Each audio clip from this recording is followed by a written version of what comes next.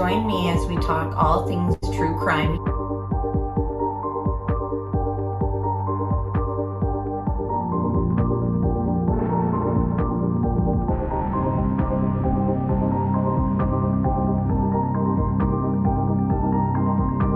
Made contact and shattered. The missing 4-year-old. The parents have called in and the mother has went for a wall, came home, now they can't find her. Chad, where are Lori's kids? They've been missing for 4 months. You have nothing to say? 4 were stabbed multiple times and were likely asleep during the attack. Some had defensive wounds. Most of them had just like one that was the lethal stab wound. Oh, what a tangled web we weave. Once I told a lie, then I told my family. I had to keep lying.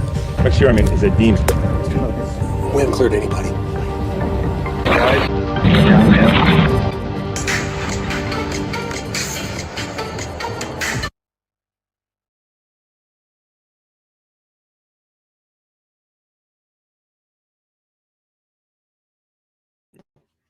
Hi, everybody. Thank you so much for being here tonight. This is another ATS News live stream, and this is a deep dive into the Watts case. This, unfortunately, marks the 6-year anniversary of this case. Believe it or not, it's been 6 years. So it's just absolutely mind-boggling how over the 6 years, the growth in the fascination and interest in this case, I think, has been greater than any other closed case that I've ever seen, besides John Benet Ramsey. That case also continues to grow with people being curious and fascinated with it. And also another tragedy right out of Colorado State, oddly enough. So here we are. If you guys could hit the like button if you haven't done so already. Subscribe as well. It's greatly appreciated. And I just want to say hello to my chat right now. So the purple one is here. Kent Valley is here. Sherry's here. Jen, Ro, Preschool Granny. Good to see you guys. Hi, Melmac. I hope you're doing well. It's good to see you. Hi, Marco. Yes, time does fly. And I actually had my own tragedy that year as well. So 2018 was the year that we unexpectedly lost my father to an accident. So it's just, you know, when I think about the death anniversary for my own tragedy that year, it's like, it feels like forever since he's been gone. But at the same time, 6 years, it's like hard to believe at the same time. So I can only imagine that both families in this case are kind of feeling similar thoughts. It seems like it's been an eternity since they've seen their loved ones. But at the same time, they're still probably trying to be like, wow, how has it been 6 years already? But yeah, so thoughts and prayers go out to both families in this case.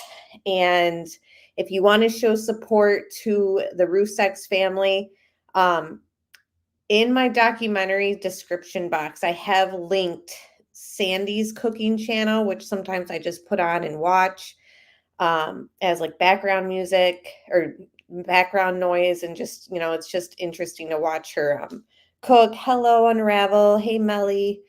And then also Frankie Jr. He hasn't really been active lately, from what I've seen, but if you want to just show them a little support, you could also subscribe to their channels as well.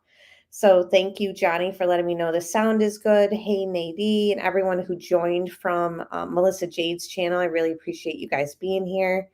Tony, hello. Okay, guys. So what I think we are going to do, yes, I think that's what it is too, Jen.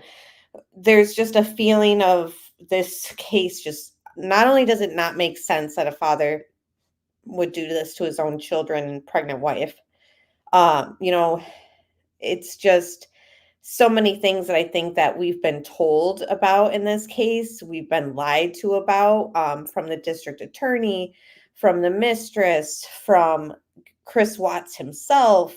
So it's left a lot of us feeling like we don't have the full truth. So I think that that's exactly what it is too. It's just that feeling of, like this title says, a lot of unanswered questions, and, you know, red flags all over this case. So, hello, Florida Bass Fishing. I'm so glad you're here. So, yes, Chris Watts' case, 6 years of unanswered questions. I have a little list of things I want to go through that are just my own personal red flags or questions that I have. And I'm hoping that, right, one unanswered question is why NK was wearing that brown bikini. Sweet Crazy, thank you so much. I'm so glad you liked that. So if you guys haven't seen my little collaboration that I did with Jen Liu, it's over on her channel, which is called The Ward Studies. I shared the link on my community page and in my Facebook group. But if you haven't seen or listened to that, it is a long stream, but we had a lot of different opinions and thoughts to kind of work through. And there was me, Alex Erickson, Teresa from Criminality, Melissa Jade, and of course, Jen Liu, all of us sharing our thoughts on the case. And it was just a good time to kind of sit there and have all of our opinions kind of be put out there. I have to say there were some things that we all agreed on, and then there were things that we were just like, not there. But this is what I think. And it was a very respectful conversation. And hello, Dustin. Good to see you. Rebecca, you made it. So glad you're here. Carolina, Nana. Okay, guys. So this is what I want to do. I want to go through my little list while I play these visuals on the screen. I'm thinking you guys come up with your own questions that you have. Put them in chat when I'm done going through my list. Because once, when I'm looking at my phone, because that's what my list is on, I'm not going to really be looking at your guys' thoughts in chat just yet. So let me put out my little list and we'll talk about that. And then I'll let you guys know, like, now you guys, is there anything that you guys find, that's alarming or just an unanswered question? And then we'll go through some of those from chat. So we'll just get right into it. Hello, Natasha, Paige. Good to see you guys. Helen, hello. Okay. So I'm just going to play this as visual. It's on mute. These visuals are from the Watts documentary, which is linked at the top of chat and which will be linked in the description box and the comment section for anyone who hasn't seen it. Sprinkle Donut, good to see you. Okay, so first things first. Nicole Kessinger didn't clock into work on the morning of the murders. We have no proof that she arrived there in the morning like she usually does. A lot of people think that the ping on the way to the house was because she was on her way to work, but yet they have nothing to say when we say, well, that's a good theory, except she never presented her clock in time. There's never been any proof that, she was going there at that time and that she was clocking into work at that time. When she does her FBI interview with Agent Mark, I don't know his last name, but she's like, oh, I had my clock out time, and like presented him a time that she had left work, which was around 3. We don't really, we care about when you leave work, but at the same time, knowing the time of the ping, which was early in the morning, 6 in the morning, we want to know, where were you headed? Why did you ping near the house that morning? So totally red flag. And hello, Roxanne. Good to see you. And thank you, Roxanne, for sharing the baby registry. And I just want to thank you so much for sending the baby gifts to our house. It's just so beyond kind of you. And I just love you. So thank you so much. All right. So since we are talking about the clock in time, it obviously brings us to the other fact. Nicole Kessinger's phone pinged in Frederick, Colorado on the morning of the murders. And it's the same area that her phone pinged when she visited the house. The times that she was open about it too. sharing with Agent Kobach the dates that she visited the house, and she was just blown away by, all the stuff they had. And they have a really nice house, and he's got a family and beautiful wife, blah, blah, blah, everything she said. Okay, so that's fine. You go there when Shenan's in North Carolina. I mean, obviously not fine, but you guys see what I'm saying. So why exactly did you ping there that morning? That has never been explained to us. It's never been answered. And again, we can go round and round with, oh, she was doing this. She was going to confront Shanann and then never did. She was checking to see if Shanann got home. She was, we don't know. The fact of the matter is there can be a million theories. You can believe what you want. It's alarming to me. Shanann gets home at 1:48 in the morning. We can round that up to almost 2 in the morning.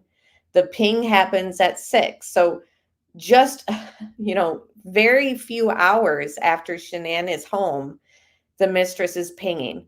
Not only does she ping near the home, but the ping was because she calls her friend Jim. And this Jim character is just very mysterious in itself because, he's the guy who has a key to her apartment. And if you look at her phone records, if she's calling Chris, she's calling Jim right after, vice versa. Where does he fit in and everything? She insisted on CBI leaving him alone. Don't contact him. Don't leave him alone, or leave him alone. So it's just too many questions about, why of all people that morning she's calling Jim right near the Watts house. And I agree with Tony. She was already in the area. I think that as well. Remember, there's that white SUV that was abandoned and stranded parked near the highway. Somebody called it in as a suspicious vehicle. She drives a white SUV. Not to mention the gray truck that has been tied to NK and her family as well, that Betty, the neighbor, mentioned and said that was parked outside. So there's really 2 vehicles in the area, because that highway is right near the neighborhood of the Watts, that have been seen by people and mentioned in the discovery files that seem like they could be vehicles tied to NK. So very alarming, in my opinion. All right, moving along.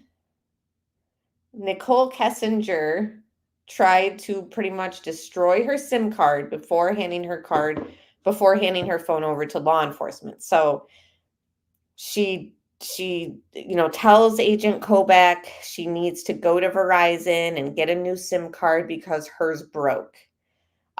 She does sign agreements to hand over her phone, but none of that is done until, she replaces the SIM card. She presents Agent Kobach with text messages between them, but it's from a different phone and it's screenshots of the text messages. So not even a real phone extraction of their messages were kind of shown to us in the discovery. They were able to kind of pull things from her phone because there's Celebrite mentions in the discovery as well. But everything that she deleted could have been restored and shared had this gone further into trial, but it did not. Don't forget they were talking through that secret calculator app. Then it's mentioned in the discovery that they would have needed a warrant and, to subpoena the secret calculator app company to pull whatever was talked about between them, and that never was done.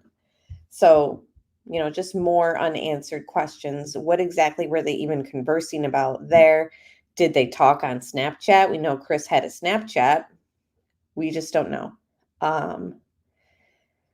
Fingerprints lifted off the sheet in the trash bags at Survey. We have nothing to indicate that process was completed. We know that there was a partial print on that black trash bag out there.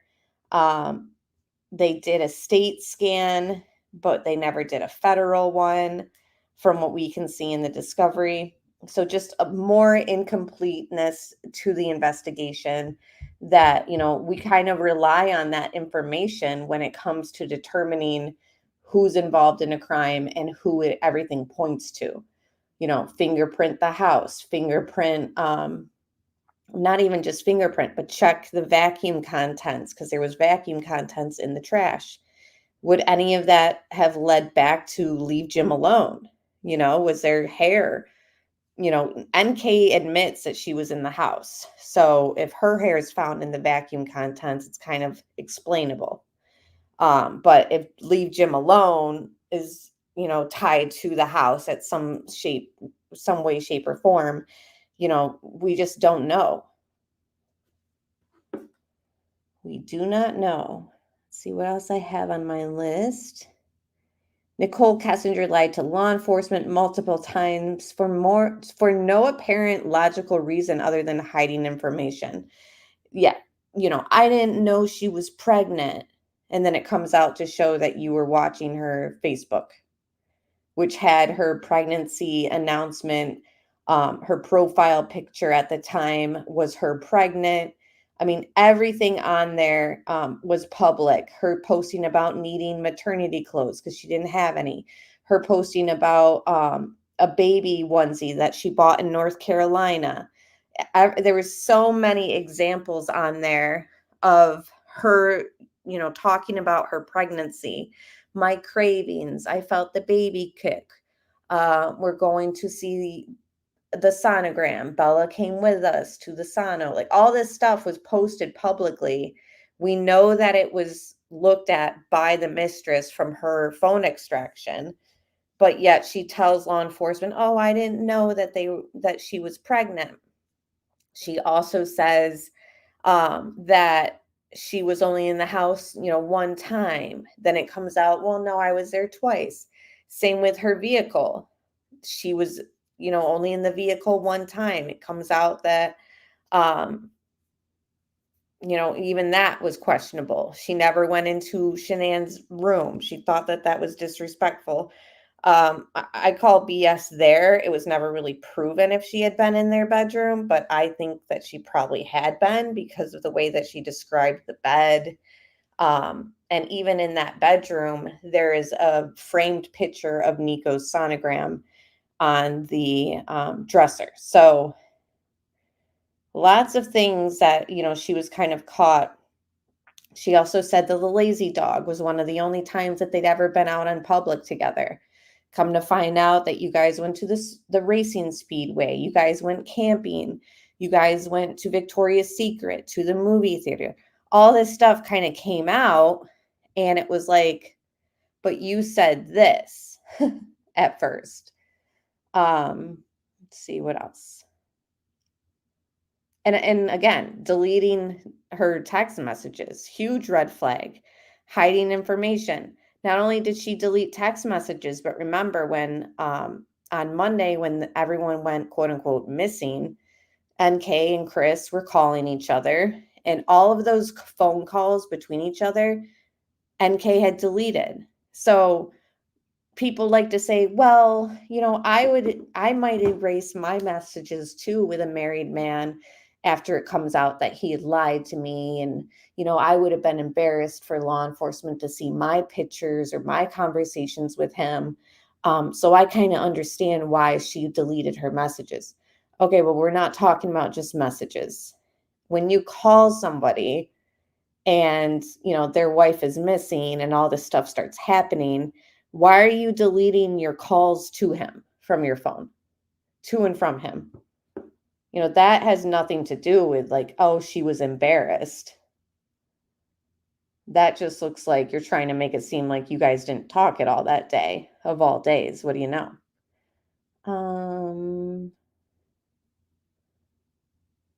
So again, another red flag. NK listening in on one of Chris's phone calls with law enforcement. Law enforcement said that they called Chris. It was just dead air when they called him. Then he called back from a different number. And it's just, Why was she listening in? The district attorney's office was asked if they were going to look into those infamous Facebook searches or look into her text history, and the district attorney said Chris' guilty plea precluded any need to further probe the results of the forensic analysis of her phone. Okay, so this goes back to another huge unanswered question for me, at least. If you didn't work with Chris until April 2018, and that's when you supposedly met him, you tell law enforcement that, you tell FBI that. And remember, if you lie to federal agents, like, that's a crime. So you never knew him until April 2018. Then why the heck are you looking up Chris Watts and Shanann Watts in 2017? More than a year before they died, because Chris's search was in August. And I mean, a year to exactly, I'm sorry, before they were murdered, you were searching them via the internet. Why? That is just a complete red flag, hugely unanswered question for me. And for a lot of people. You didn't know him. You claim to not have known him. You claim this affair was only 6 weeks. But yet you were searching the family before you ever worked with Chris, and a year before they died in 2017. And the district attorney cannot explain it. And everything was just halted with the plea deal and the investigation. You know, that law enforcement claimed, well, our hands were tied at that point. And yet the Ruseks tell Dr. Phil, we believe that they're going to go talk to Chris in the FBI prison interview because we want Chris might roll on the mistress. So they had thought that there was more to the mistress early on, and then they changed their mind. Or law enforcement and the DA changed their mind, in my opinion, with lies, in my opinion. There's no proof, you know, we've heard this from people close to the case and from other people. There's no proof that NK was ever involved. Well, you can't really say that when an investigation was never completed. So as of right now, like, yeah, there's no proof besides circumstantial evidence, which is still evidence, that she was involved more.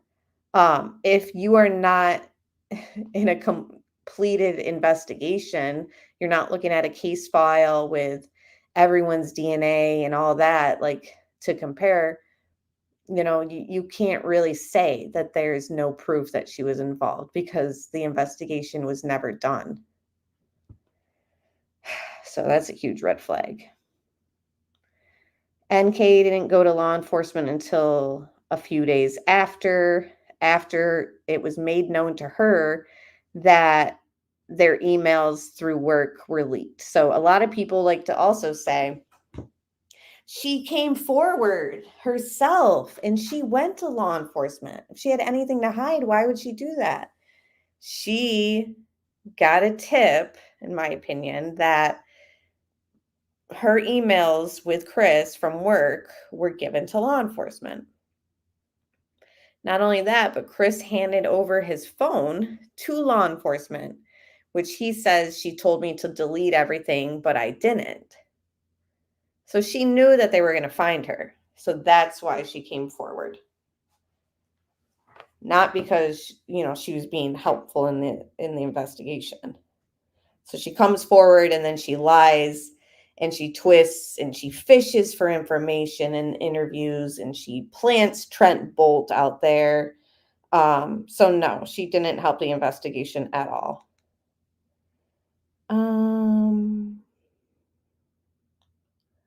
Yeah, so not only that, you know, her searches that were pulled from her forensics on her phone that she deleted, you know, only a couple, but, you know, can cops trace text messages? How long do phone companies keep text messages? What's the difference in text message content and text message detail? And then all those were deleted. Her looking up Amber Fry. Did people hate Amber Fry? Did people, or what is Amber Fry's net worth? Amber Fry book deal, you know, just looking for a money opportunity, in my opinion. So yeah, those were the lists that I have. Let me reference you guys in chat and see what you guys have to say. I believe she pinged there because she was there for a fact. And if this had gone to trial and they mentioned to 12 jurors that her phone pinged there at 6 in the morning and Shanann got home around 2 in the morning, again, I'm rounding up, 1:48 is the exact time. Why, you know, what do you think 12 jurors would think?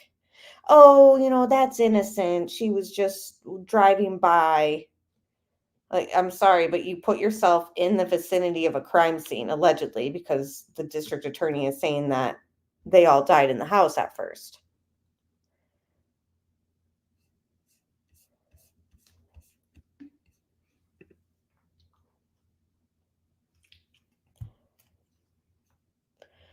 Yeah. I've got questions.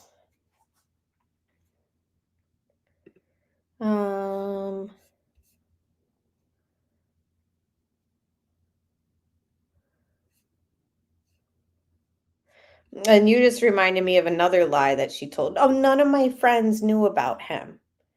And then they pulled text messages between her and her friend Charlotte, and she's telling her friend Charlotte about him. You lied. You absolutely lied. All right. You guys, you know, what are some unanswered questions for you guys? Share them in chat and we'll go through.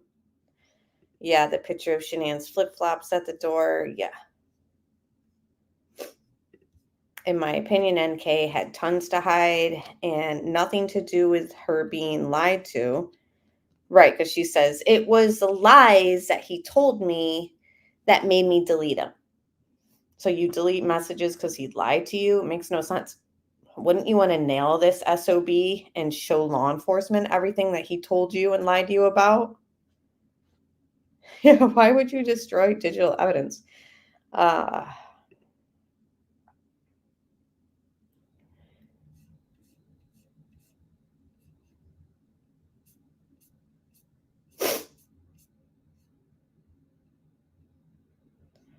That's interesting, Tony. A lot of people think that.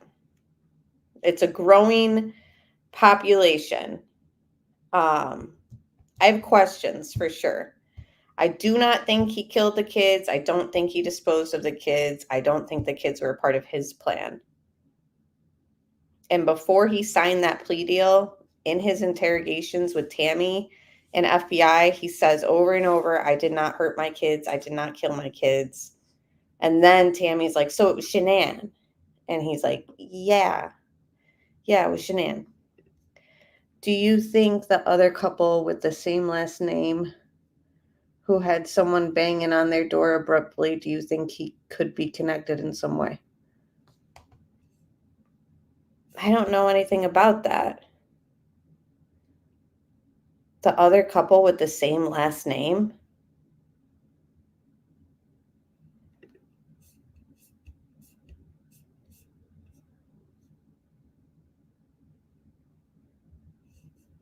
I think she was at the mall parking lot when Chris gave Troy the fire stick. She knew all about it. I think that that's possible too. And MK, I saw it earlier. I'm just scrolling up to find it. Thank you for gifting those memberships if you're still here. Thank you so much for gifting 5 memberships. Welcome to those members. Really appreciate that and appreciate you guys. And if you're able to thank MK, you know, please do so because it's just very generous and I appreciate that. And thank you, Melly. Appreciate you modding always and gifting a membership. Welcome to that member. Yeah, she looked up. Man I'm dating says he will leave his wife. So if she was his wife, he knew that they were married. and that you were the mistress. And yet she tries to play it off like, oh, I thought, they were getting separated and working towards a divorce.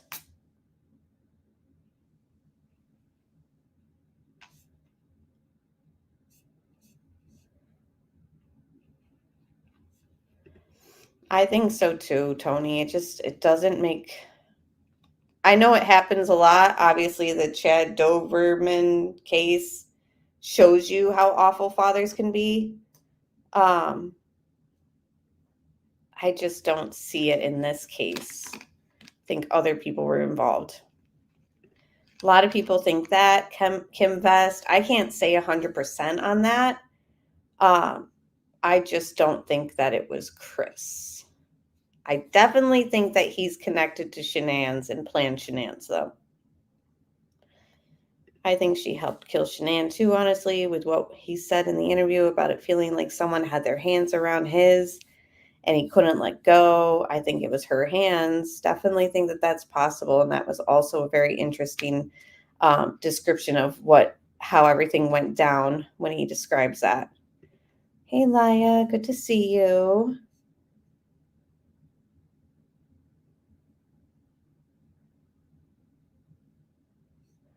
Oh, I don't know. I'd have to look into that again, Patricia.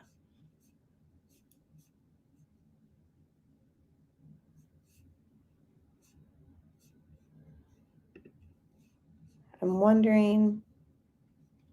Cuddlebug said, I don't believe he hurt the kids either. What other questions do you guys have? Hey, Nikki. Oh my gosh, good to see you. So glad to see you pop in chat.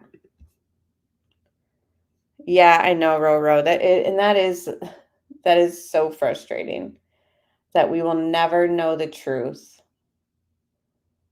Because anything like he comes forward to say, yeah, they both played with their necks during the interrogation.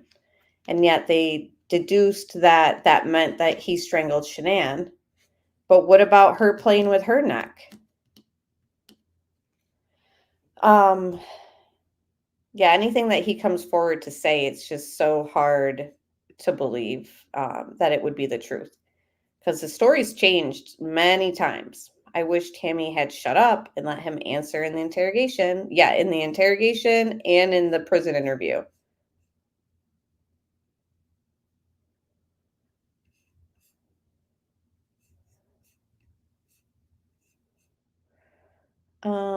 The only way that I really think that you can kind of fit other people tied to this is if you believe the explosion theory. And that it was going to be a work-related incident, an accident. Remember, there was an oil leak that morning, a broken, valve and stuff that he was supposed to be fixing that morning. I don't think that that's coincidence. And I don't think that this happening right after that house explosion that was tied to Anadarko, the oil company, is coincidence either. So it's hard to kind of, why would other people be involved? Fair question, but you would have to kind of believe that this was just more than a guy who wanted to be with his mistress. It would be related to life insurance money. He had a policy out on Shanann and she had her own policy. It would have to be related to suing Anadarko for wrongful death lawsuit, like the family did for the house explosion. So in order for it to kind of make sense that other people would get their hands dirty, you kind of have to think that it's bigger than just a guy who wanted to be with his mistress. And I believe that. I think that there's a lot of evidence circumstantially to show that this is bigger than just sort of how they tried to paint the case like Scott Peterson, some guy who just wanted his freedom. I don't think it's that. Yeah, why did they never? The thing is, I think that they have footage from other people's Ring cameras in that neighborhood, but they've buried the truth.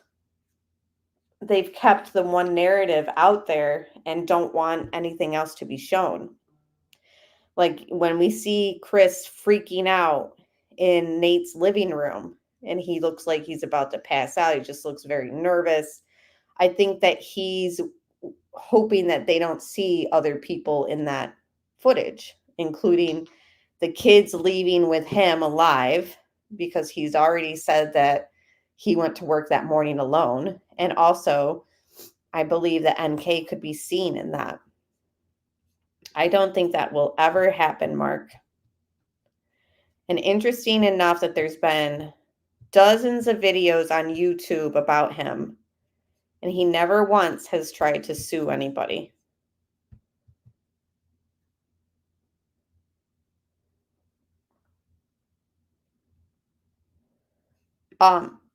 I'm pretty much, I don't mean to toot my own horn, but I'm the one that kind of exposed Troy first on the internet and on YouTube.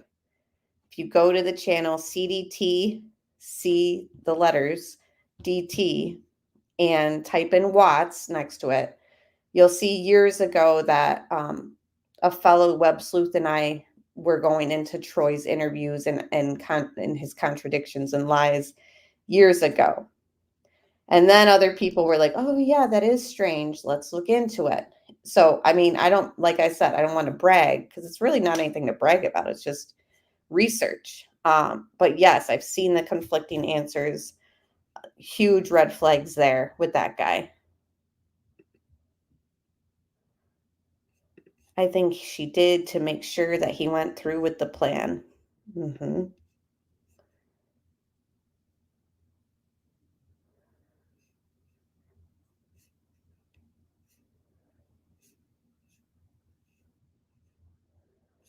NK definitely money oriented, looking up Frey's net worth. Her boyfriend her best friend buying stocks and oil shares. Yeah, and that's also stuff that I've tried to kind of lay out there for people.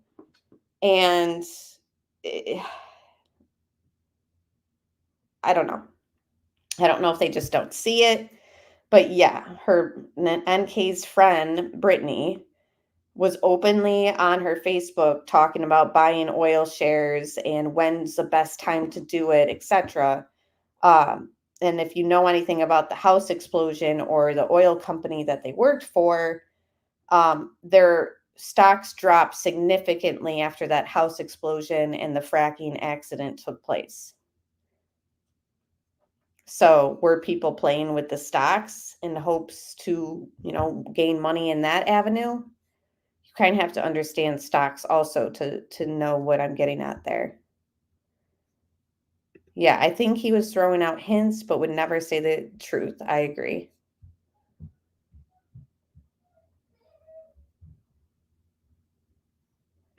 Yeah, both played with their hands in the way she said Shanann and how her hands went like she was strangling her. Yep. Also tried to show that in a video, and then everyone else started sharing it too. Which is fine. Like, I don't care if people share things that I share because I want people to see it. I believe he did. Nobody seems to be running against him.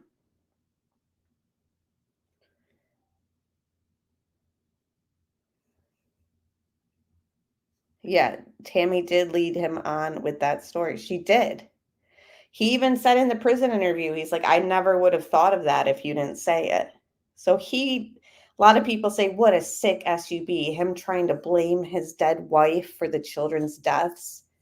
Well, I mean, first he actually told Tammy, no, we loved our kids. And she went on and on. Chicks are crazy. What did she do to them, Chris? What did Shanann do? And then finally, like, he just took it. He's like, yeah, sure. Yeah, me too, Steffi. My biggest question is how web sleuths haven't found NK out there yet. Apparently, she's still living in Colorado. That was the latest that had come out. And then that article disappeared. So that came out within the last year. She's got some younger boyfriend and living in Colorado still, working for her father. And then the article disappeared. The link wasn't working anymore. Yeah, we are definitely missing a lot of pieces of the puzzle. Tammy talked too much and needed to shut up. Yeah, agree.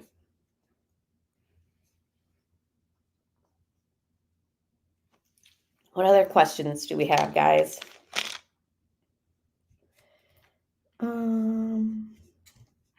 Chris pleaded guilty to protect others and to protect the truth. Like I kind of spoke about it on Jen Lou's the other night, the Ward Studies, that channel. I think that it's much worse than what we all think it was. The story, the events, why this took place. By signing the plea deal, nothing has to really be delved into. Protecting others, he's protecting people who were involved, in my opinion, and thinking that he's sort of the savior and the nice guy because he didn't drag them down with him. I believe that he could also still be in love with MK. So he thinks like by taking the fall, he's like her savior as well. Remember in the prison interview, he says, I'm just hoping that she can find some sense of normalcy since she's on the outside. As if he's almost saying that she should be on the inside with him.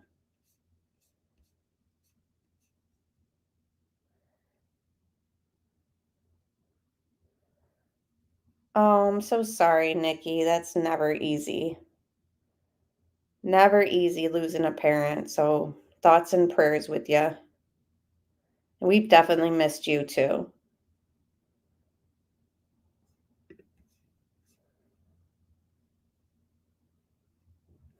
Not necessarily. Because the thing about the oil accident scenario, these oil pipelines of fracking runs under the ground for miles.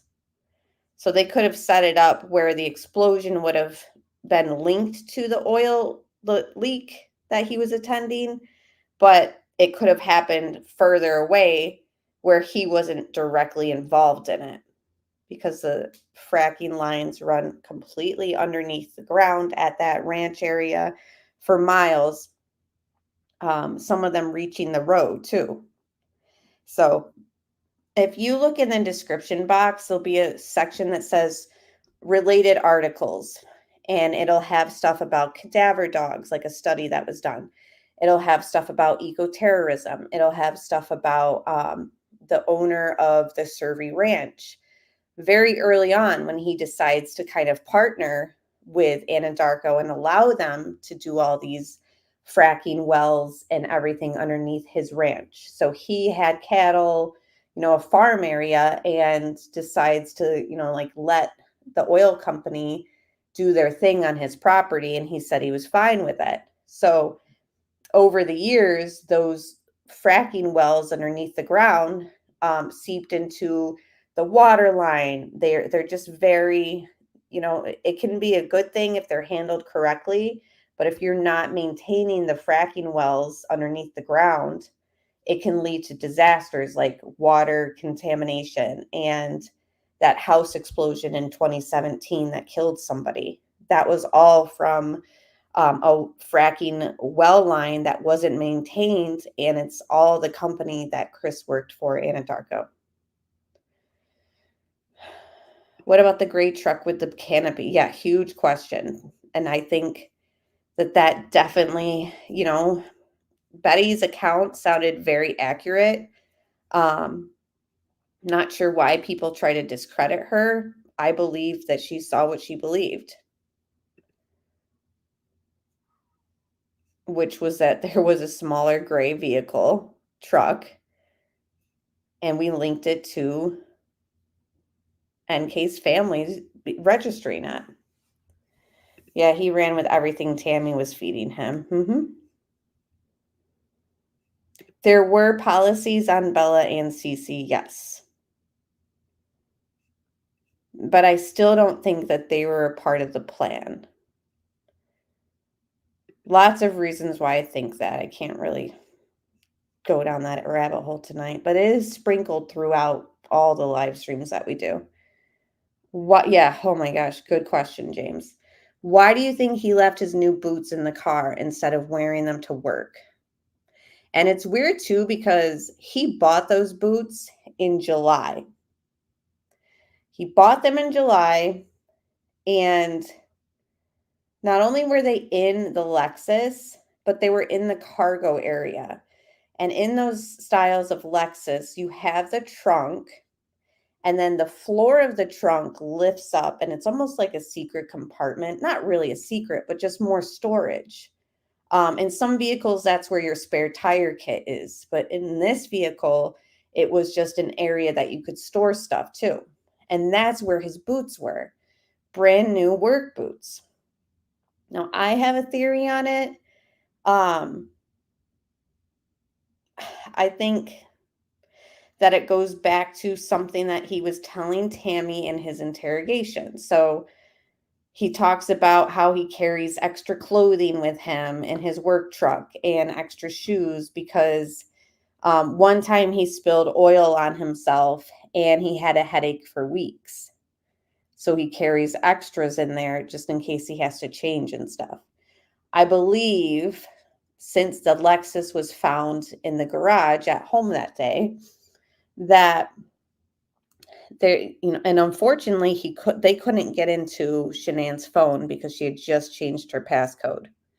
So I think the plan was to kind of pose as Shanann through her phone, and Chris would have texted her and said, I'm fixing this oil leak today out at Servy. I spilled oil on my boots. Can you bring me my new ones that I have at home? And they would have planned to bring the Lexus out there, and all of that would have been shown in their text messages. Like, see, I asked my wife to bring me the boots because I spilled oil on myself. Like, they, this and that. And then, like I said, those fracking lines ran all the way out to the main road. Like, she wouldn't have had to drive to the tanks to give them to Chris. She would have just drove out to the road where the gate is. And I think that it was just a stage to kind of get her to get out there.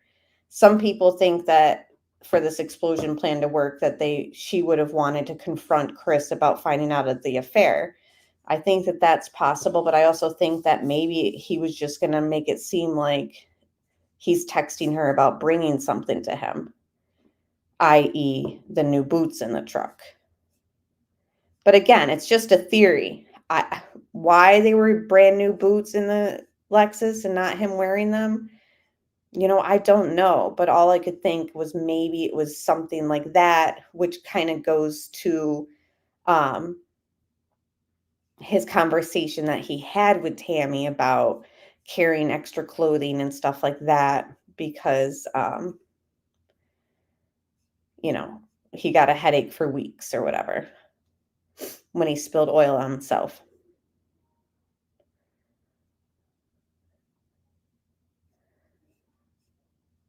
Hey, Kay Danielle, good to see you. Jen gifted 5 memberships. Thank you so much. Thank you to all those gifted memberships, Jen. Welcome to the new members. Appreciate you. With all the new technology, why couldn't that video be cleaned? The Nate one, I think that they purposely don't clear it up because it would show NK at the house. Personally. Did anyone ever find out what dark things NK was into, according to Chris? I think that's also just been a speculation topic. She did call somebody the day of the murders that had been linked to a satanic church. So does it have to do with that? Her spiritual guide or guidance or whatever.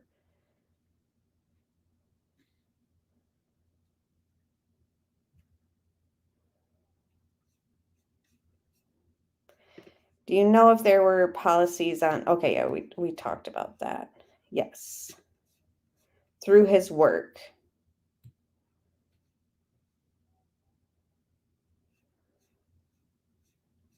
Just looking through your guys' comments. What do you think about leave Jim alone? I think he's connected in some way, shape, or form. And, he had very alarming social media groups and posts on his Facebook when this first took place that has since been made private or he's left. No trail of connection to them. But in one of my videos, I kind of screenshot them and showed them. One of them included the Capitol building completely blown up. So when I go back to this eco-terrorism aspect and, him being a geologist, he would have been absolutely against fracking because of the dangers to the environment, because of it being not really maintained well by Anadarko. That maybe would have made him want to be involved in some sort of explosion plan where, he maybe would have gotten some satisfaction with throwing Anadarko under the bus because of their poor practices. So the problem with Anadarko is they weren't maintaining their oil wells, and it was killing people.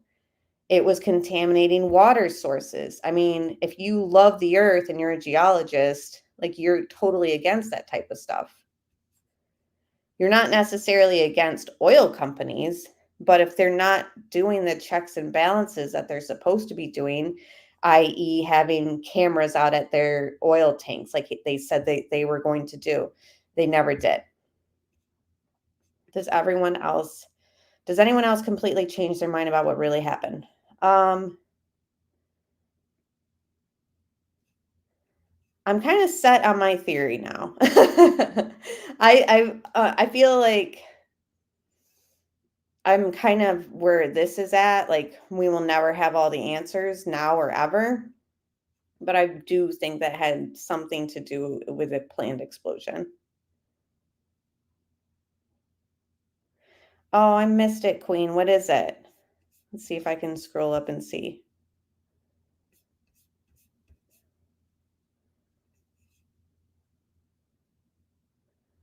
Yeah, I want to know what NK's dad was referring to when he reminds her of the thing that happened at 9 a.m. That was on Monday when they're in the interview. And she's like, we're still talking about Sunday. Then they never get back to that. Yeah, that's a huge question.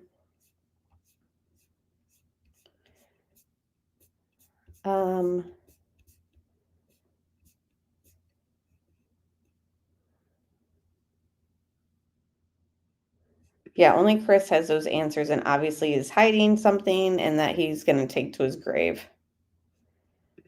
I taught Chris how to start a fire.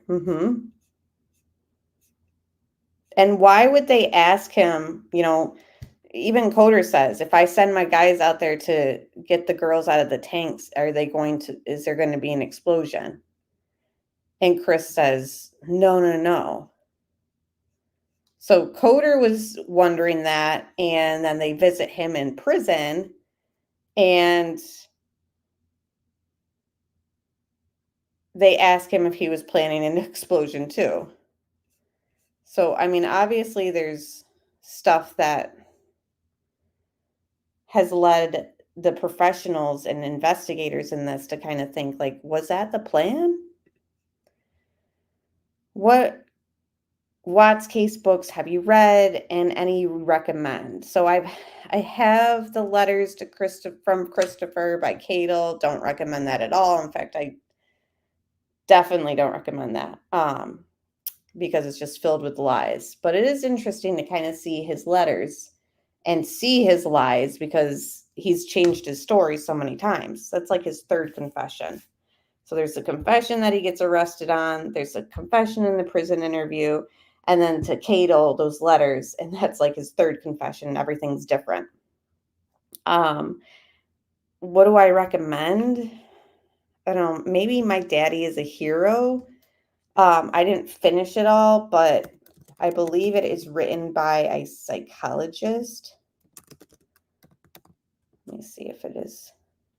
Yeah, Psychological Breakdown. That I might be the most one that I recommend.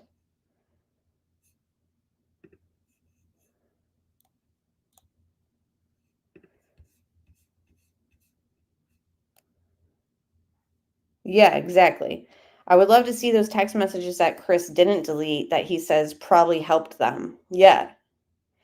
I don't know why I didn't delete them. Probably to help you guys, but and then he says, but but it didn't help them because she's on the outside and you're on the inside by yourself. Is that what you were gonna say?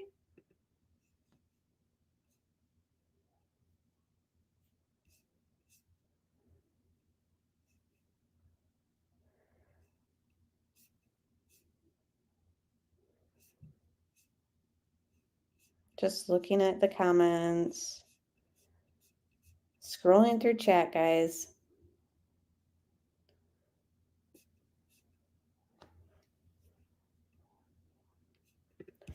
Right there with you.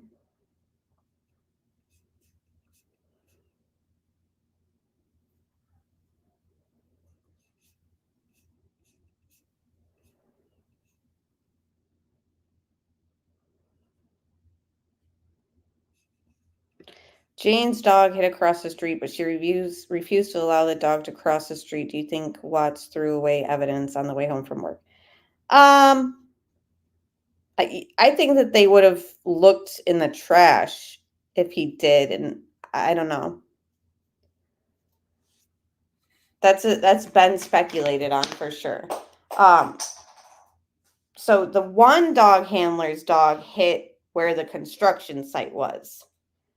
Jane's dog hit near the dumpsters, but not at the dumpster. The dog was hitting near the shell casings that were found near the dumpster.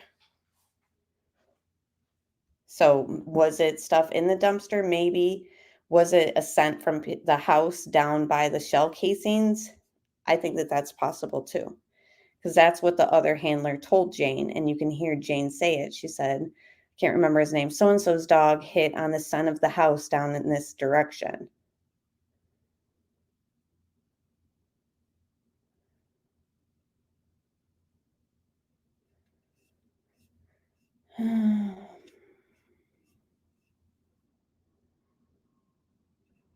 NK looked sick and out of it in those interviews. Her and her friend Jim were sick, allegedly, according to the father. And yet Chris was never sick in any of his interviews. And you get sick from the fumes from the oil tanks. Yeah, that her changing her password definitely hindered whatever plan they had going, in my opinion.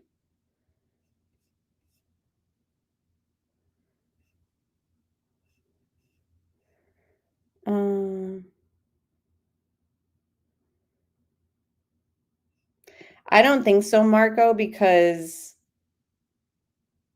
she wanted to like fix their relationship at that point. So I think that she would have helped him out. And plus, if he gets sick, then that doesn't really help her out either.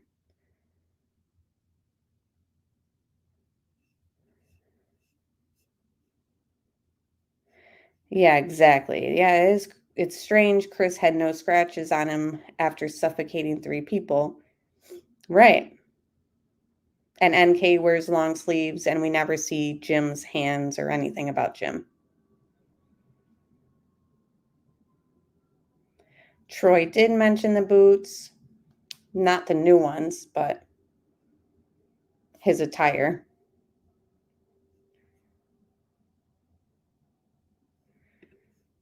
Thank you, Carrie. I mean, why else would they be in the Lexus?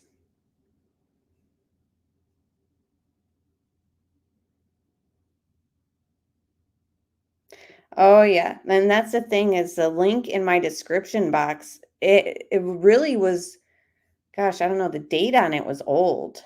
So it's just early on when they started doing the fracking at the Survey Ranch, and they describe how far-reaching those wells underneath the ground go. You can also look up, leaking oil at Survey Ranch water supply, stuff like that. I mean, there were a lot of issues.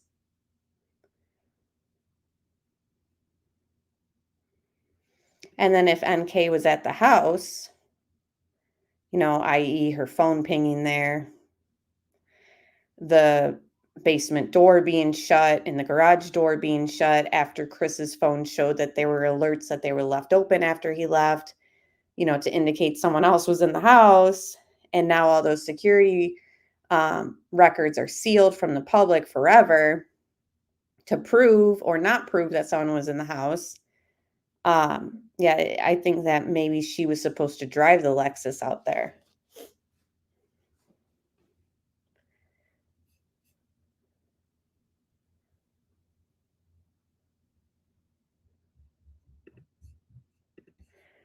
Hello, Destination New York. Good to see you.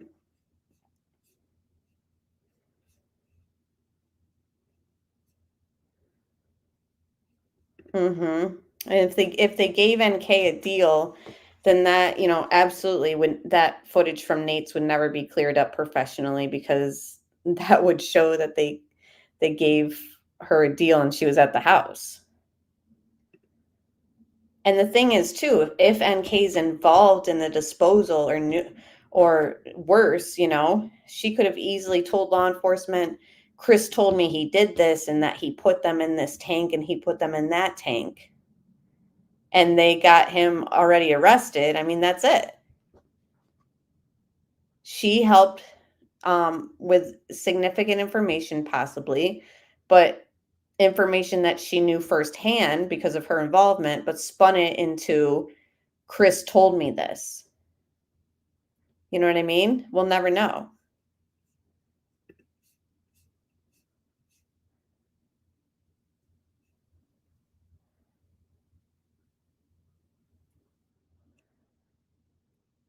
That's possible, James, because remember when he's in that gas station footage after his date with NK, he's in socks and flip-flops. And so many people have tried to tell me that's normal here in Colorado. Okay, so I've never heard that. I've never seen guys go out on a date to sports bars with a decent outfit. Like he had sort of a decent shirt and pants on, jeans on, with socks and flip-flops. Maybe he did put those new boots on that night and pre-dig the grave. Get things ready out at Servy for things to happen on Monday. And then when he stops at the gas station, the boots are in the cargo area and he slides on his flip-flops. It's unfortunate that the babysitter who came over that night can't remember what he had on his feet. She's asked that. And they specifically asked that for a reason. She's guilty AF. Hi, Holly.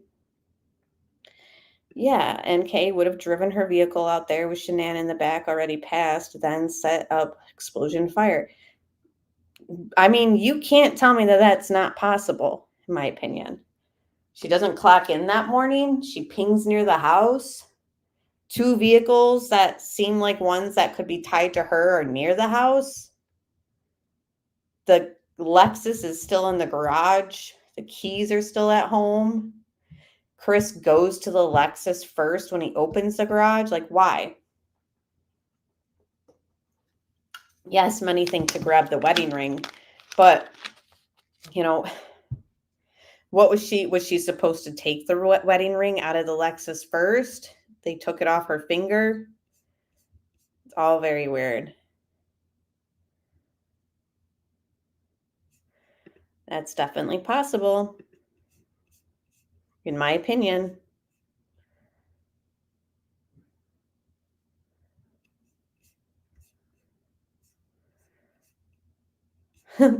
Let's leave Jim alone, guys.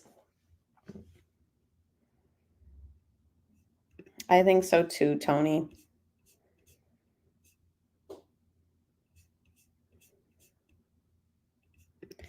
I also think the girls were taken to the oil bins by 2 accomplices too, and that's why they were in separate tanks. I agree.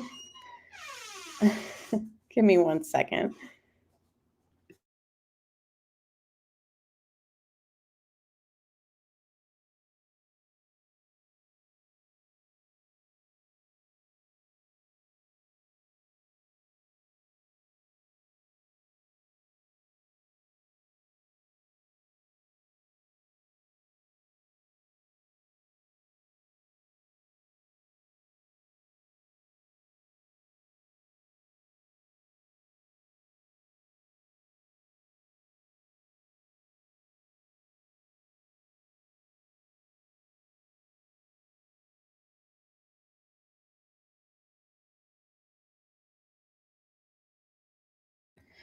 All right. So the thing too about something that we had talked about on Jen Lou's the other night is the theory that they were put in different tanks so that a sensor didn't alert the levels changing or whatever.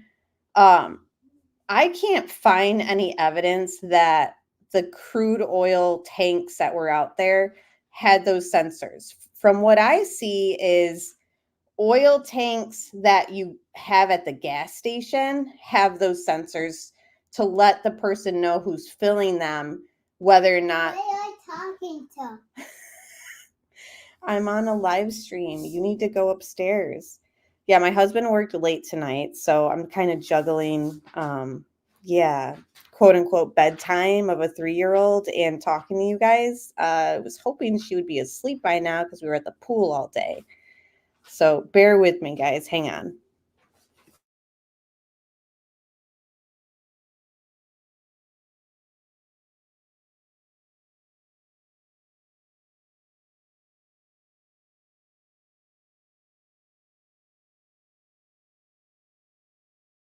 All right. From what I can see, because after I talked about it on that live stream, I really wanted to look into it more. So they had gas monitors that NK was in charge of, but that had nothing really to do with the oil levels. That was more so about emissions and fumes that could expose the oil workers at the crude oil tanks there. The sensors on oil tanks, from what I see, are oil tanks at the gas station, so that when the truck comes and the guys come and fill the gas station oil tanks, there are sensors to let them know what level the oil is at, and it'll put off an alarm, like a whistle, when it's pretty much full. Now, I would love if you guys had the time in your own research to kind of show me where the crude oil tanks, not oil tanks, because the gas tanks are different at the gas station than obviously the ones out at Servy. So I do think that, it's possible that they were put into 2 separate ones to kind of make sure that none of the oil levels were thrown off and alerted to anyone, but I've yet to see any proof that those tanks had those sensors. Those sensors, from what I see, are the ones that are at the oil tanks at gas stations and stuff. So I tend to agree with Tony and Florida Bass Fishing that they were put into separate tanks because there was more than one person disposing of them. Yeah, Jim and NK, both geologists. Yes. Do I believe Chris is a victim of outsiders? I wonder why he was targeted and cyber stalked by NK before she ever worked with him. I do think that maybe he was targeted as an easy patsy or someone who would go along with their plan of the explosion because he's just got no backbone. But I think that it still falls on him for agreeing to it all. So I don't think he's innocent or a victim in any way. Do we know how far back NK and Jim were connected? He's referred to as a family friend, and the father says that they've known him for a long time. As far as years, I don't know that.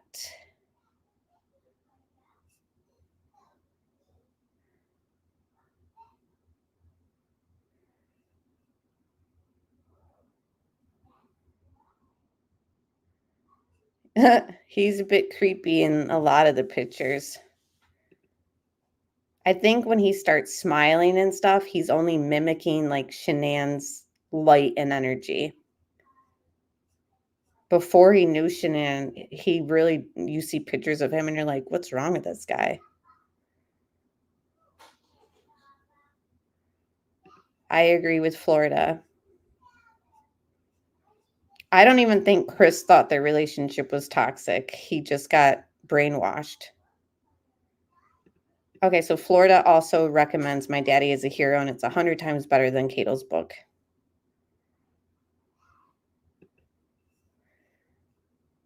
I feel MK, Jim, and one other person were involved, as well as Chris. Not sure who did what, though. Same.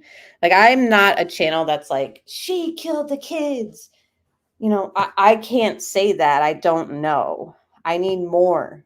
I have theories and opinions, but I can't state them as like, yes, this is what I really think. I think that anything's possible for sure.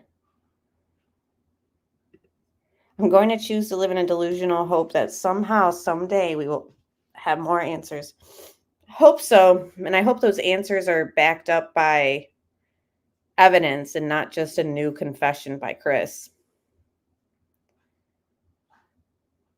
Yeah, don't forget Chris convinced his elementary school or junior high school teacher he spent this summer in Japan or China, one of those two. Yeah.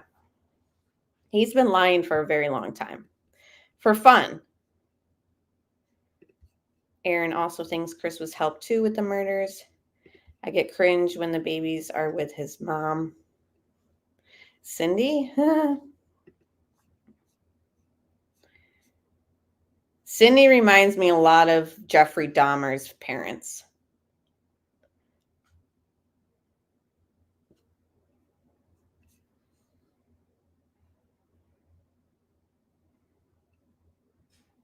Yeah, at the end of the day, all Chris has to do is tell the truth and all the drama about the case goes away. Except for him, if his parents, you know, whatever he thinks that they wouldn't agree with or support him on, who knows? Why didn't Troy find the grave even though he parked right next to it and claimed that he drove out there to look for evidence? He didn't want to find it because he knew it was there, in my opinion. Yeah, I wish Lazy Dog had video footage, right? Was NK spiritual advisor interviewed? No. All the investigation and interviews all halted when the plea deal was signed. Do you think would have changed the direction of the case if it had been done, found, said before he confessed and took the plea deal?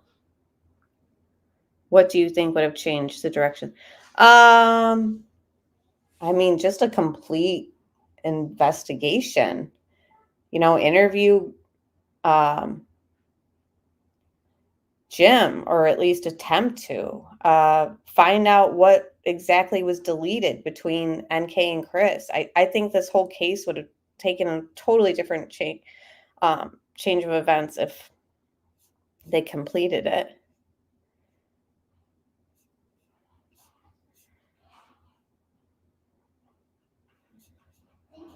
Isn't it odd she had sex with Charlotte but not Jim? Yeah, they never show him if there were any.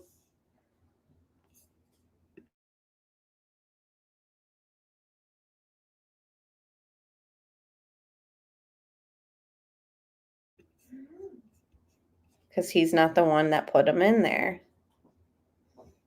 I think so too. True, he wasn't sick. Very suspicious. Right. How do you dispose of them in oil tanks and you're not sick from the fumes? But NK and Chris, or NK and Jim were. Yeah, we know this much. Chris dropped the ring. Well, he takes it out of the truck or the SUV in the garage. Ran upstairs to place it in the bedroom to look like, oh my God, she left her ring. Right. What an idiot. Exactly. And I think that was all told to him by NK via text. Make it look like, you know, she stormed out and was done with you and she left her wedding ring by the bedside.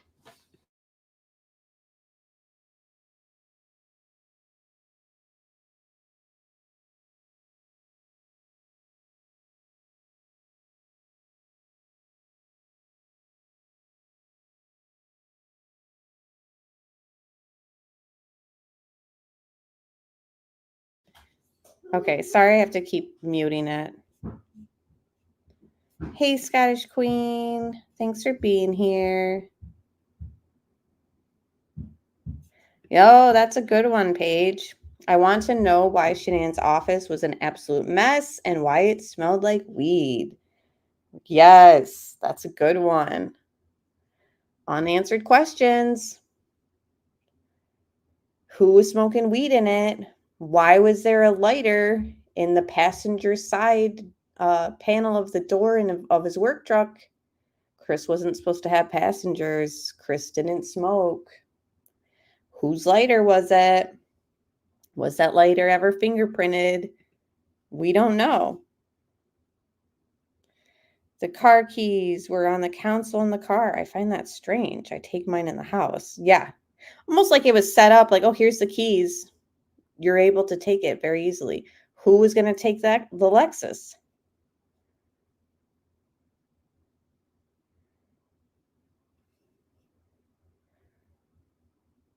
Yeah, I do agree there, Melly. I think that he's always had this darkness about him, that he just suppressed it and suppressed it.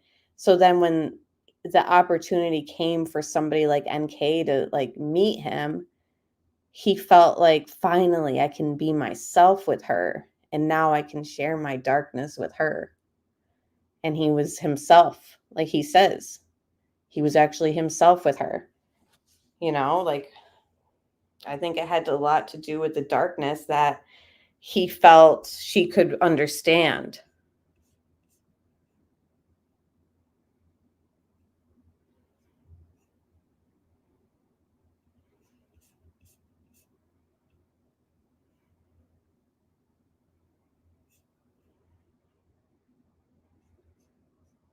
A lot of people think Nikki and Shanann look alike.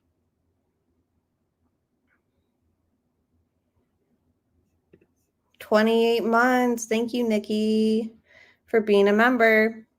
Thanks for popping in, and our thoughts and prayers are with you."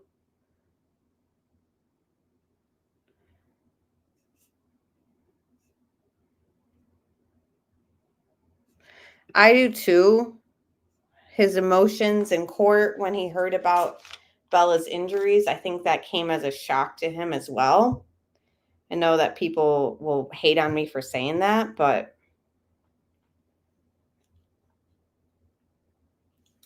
is that circumstantial evidence to show that he didn't do it? And when he heard about it, he was upset? I think that the argument is fair to kind of put out there. The scenario is fair to kind of question. Or were they all fake? Were the tears fake?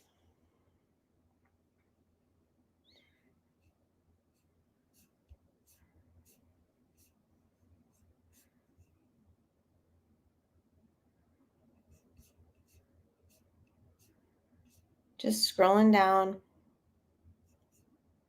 Yeah, and Nicole Atkinson showing up with the cops prevented them from finishing the job of the explosion. And at that point, the kids had seen and heard too much. They had to go for collateral damage.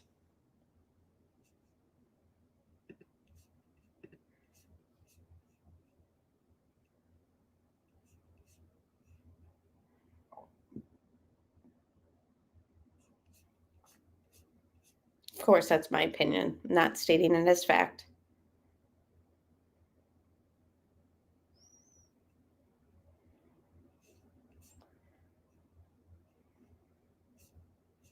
And what's even more sick is like 6 years, and how many girlfriends has Chris gone through in prison? Yeah, exactly, Cindy. And, I don't know if you guys know what slides are. Like men wear slides sometimes with socks, but that doesn't have like that thing in the middle of your toes. So when people say like, "Oh, guys in Colorado do that all the time," I'm just like, "What?" So they have like alien feet?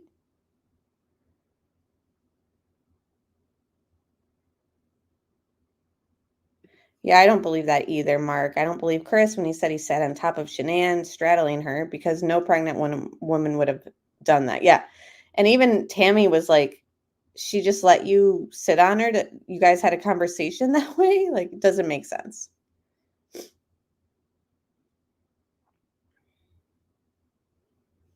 I know. I don't know why they interrogated Chris the way they did, gave him a lie detector test, and then didn't do anything about Nikki. None of it makes sense. I truly think Nikki's father paid.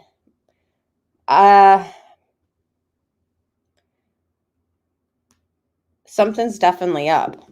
I mean, they definitely paid for a lawyer. That we know for a fact.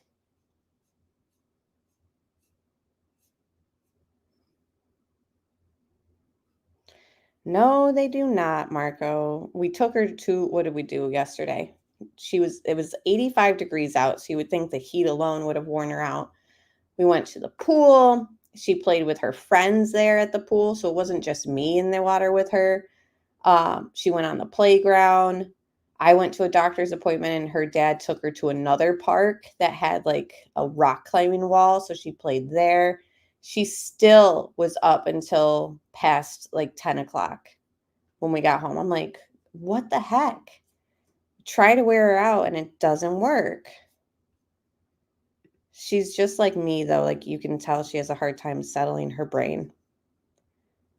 Yes, thank you so much, Florida Bass. Hit that like, guys. It's a free way to help my channel.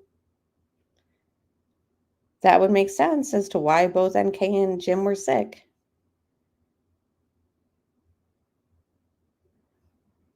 Hi, Angie.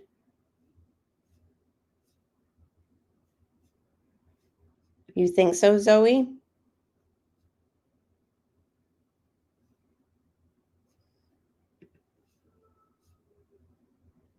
I agree, Neil. There's no way NK didn't know Troy. Given her position at Anadarko, it would have been essential for her to know him.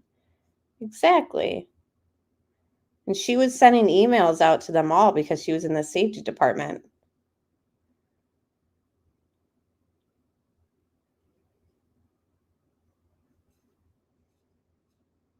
Hi, Caroline. Good to see you. Yeah, shows how insecure he truly was to be with someone beautiful and loyal and then lose his marbles when he gets another kind of attention. I know. It's pathetic. He's like, I never thought it would get to that level with NK, and then one day, so you couldn't say no?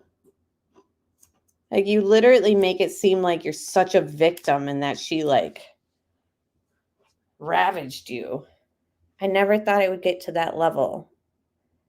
Okay, you easily could have said no.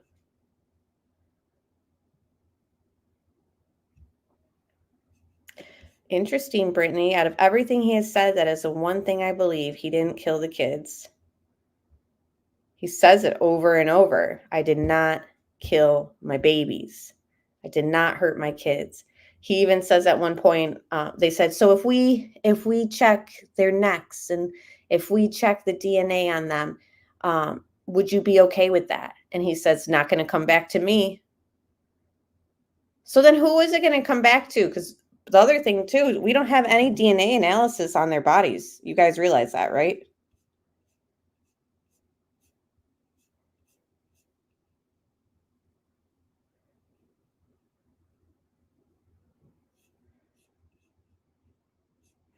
I have it figured as a simple guy kills wife and kids to chase a new adventure. I see NK enjoying playing a bozo like Chris, who ended the whole family and was stupid enough to think all three would fit in the tank.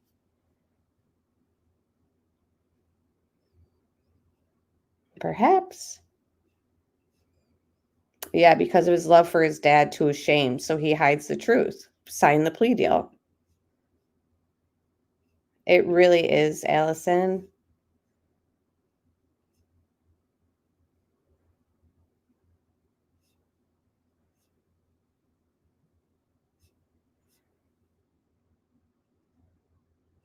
Yeah, that's a good question. I'm sure Anadarko has plenty of surveillance. Also, why was that never looked into when NK was at work? Right.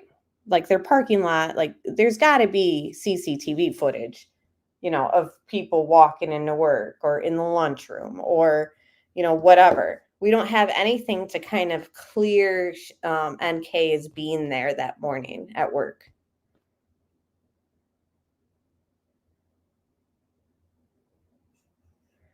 I think that is a possibility. I mean, a pregnant woman is pretty much one of the most ultimate sacrifices, isn't it?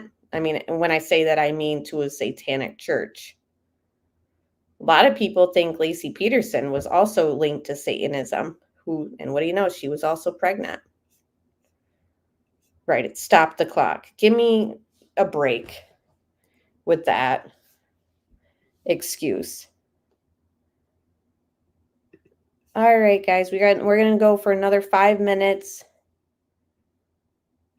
I hope so too, Bobby. I pray a new DA will reopen the case and release all the evidence. Agree. I hope so, but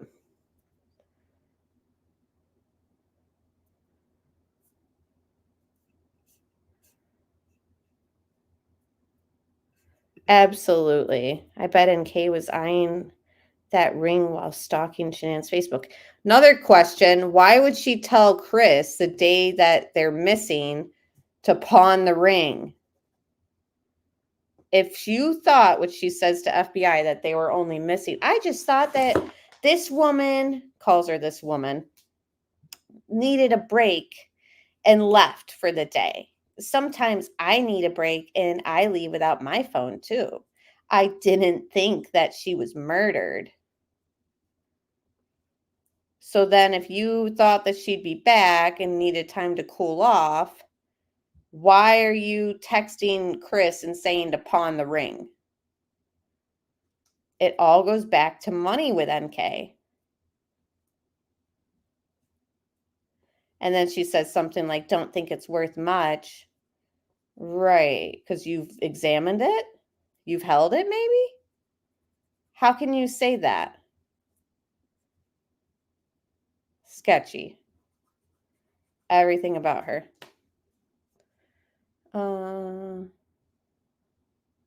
When Tammy and the other agent asked him where the kids were, he knew what tank each girl was in. And that easily could be explained by someone telling him. In my opinion.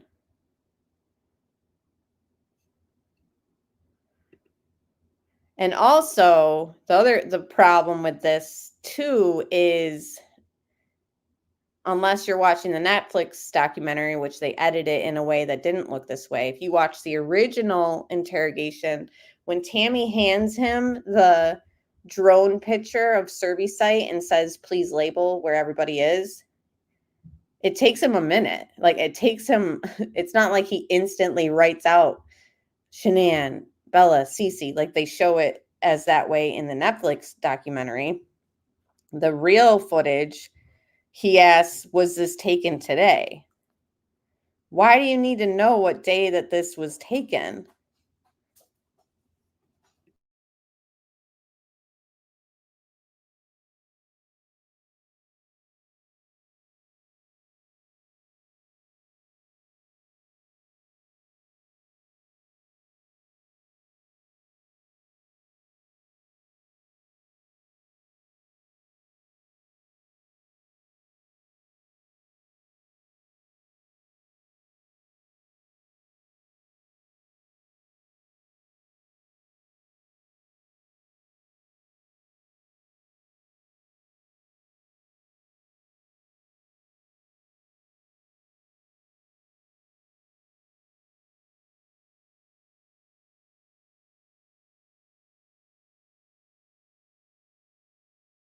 Okay, I'm really behind in chat, so I'm trying to scroll down. Yeah, that was a weird question. Like, why, when she hands you the picture of Serby, why do you need to know when the picture was taken? And for people to say, well, he labeled.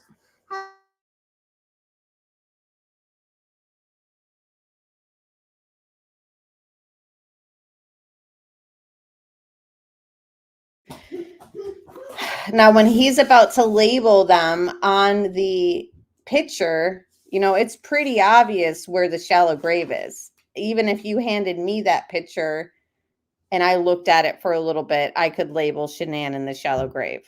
Had I known prior by somebody who told me that she was buried in the shallow grave and we put the girls in these tanks.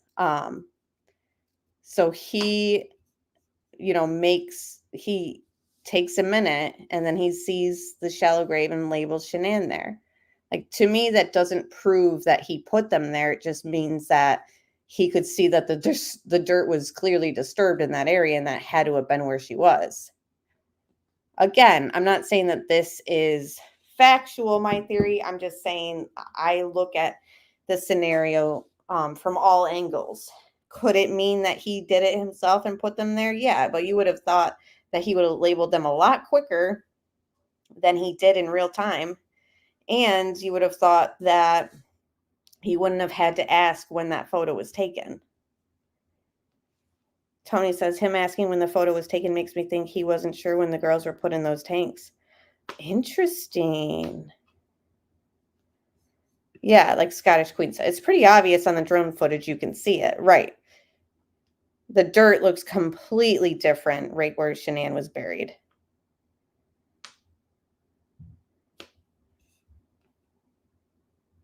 Right. And why was the sheet left out there? And why does the CBI agent describe the sheet as only having dirt on it and dragging marks?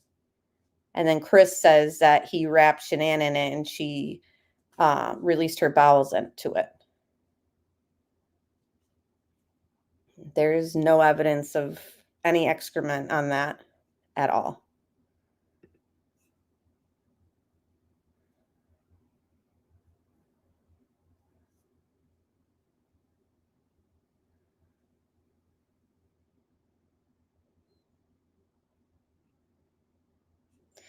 Yep.